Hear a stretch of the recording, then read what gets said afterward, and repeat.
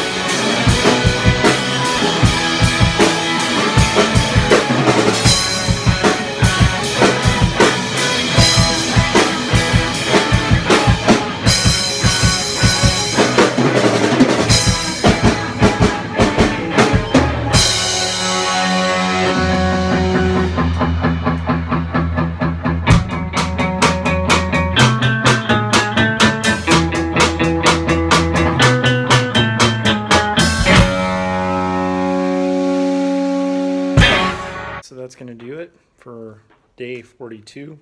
of the 100 Days of Making Comics. Thanks to those of you who've subscribed, liked, shared, and commented on my videos. I'm going to go edit this, upload it, and then get some sleep. I'll see you guys tomorrow.